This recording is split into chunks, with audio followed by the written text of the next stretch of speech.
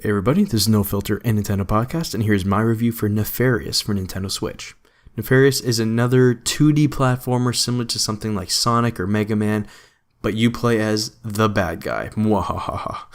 Anyway, so this is developed by Starblade, and I believe this was a Kickstarter project, or maybe Indiegogo. I'm not 100% sure, I was not a backer for it, but yeah, this is a very interesting concept where you are the bad guy, you are the enemy here, so you're actually going against the good guys in this, which is actually very interesting. In fact, you're traveling along to different islands in your huge, crazy dreadnought, evildoer battleship, and you are stealing princesses from all these different kingdoms. You are trying to be the biggest, baddest bad guy out there.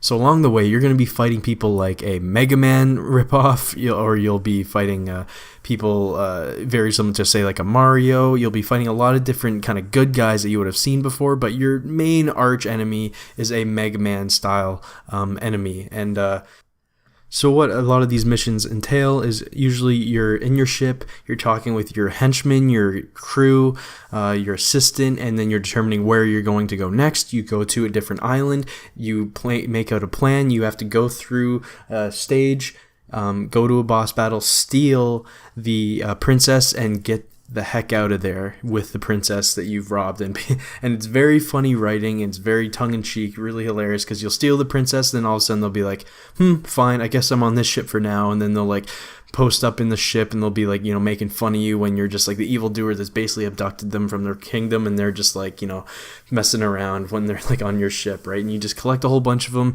they all get on your ship. Some of them are very interesting. A lot of these princesses are pretty crazy. Some of them are like the stereotypical princess. There's also like the big brute princess that could basically beat the crap out of you, but somehow you end up abducting them anyway. It's pretty interesting, and some of the dialogue and the writing is actually really kind of hilarious. As far as the gameplay goes, it is just a typical sort of 2D platformer, action 2D platformer. You have a projectile attack, which could be a grenade or a rocket, depending on what you upgrade. But your main means of attack is a extended length punch, basically. So you're running; it's very smooth when you're running and everything like that, and jumping and going through the platforming. The platforming isn't anything too crazy special. It does get a lot more intricate the later levels that you have. The combat, again, it's not that crazy either. It's it's competent 2D platforming. Nothing wrong with it. Nothing too amazing. But again, most of what is very interesting is like the whole concept of the game, as well as the boss battles, which is really cool, because in the boss battles you are the boss. So if you follow me on Twitter, you'll see that one of the bosses you have is you're basically Dr. Robotnik. So you're there with a giant like bowling ball on the bottom of a chain, and you're flying around trying to hit the the Sonic-esque flying bee hero below you, and you're trying to hit that. It's just such an interesting flip of mechanics, and I think that's probably one of the main concepts that the developers had when they went into developing Nefarious into the game it is now.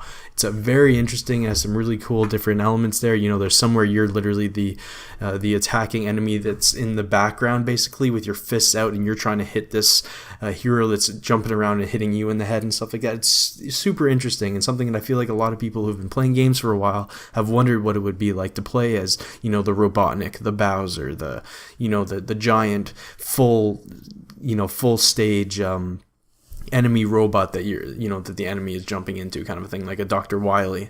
It's very it's very interesting, and just the whole dynamic runs really well with the entire game. There's a lot of different locales that you go to, a lot of different princesses, again, like I was saying.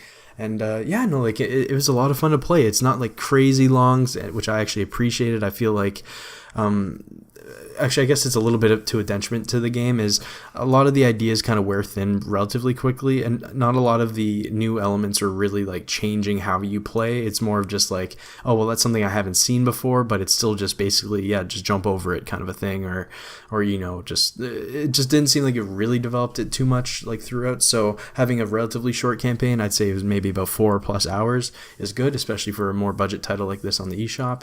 It's definitely a game. If you're interested in these type of things, you ever had that kind of inkling about how would it be to play as Robotnik, Dr. Wily, or Bowser, or anything like that, I'd say definitely give this game a try. It's I don't think you'll be disappointed with it. But anyways, guys, that's my review for Nefarious for Nintendo Switch. I want to thank Starblade for the review copy, and I will see you all next time.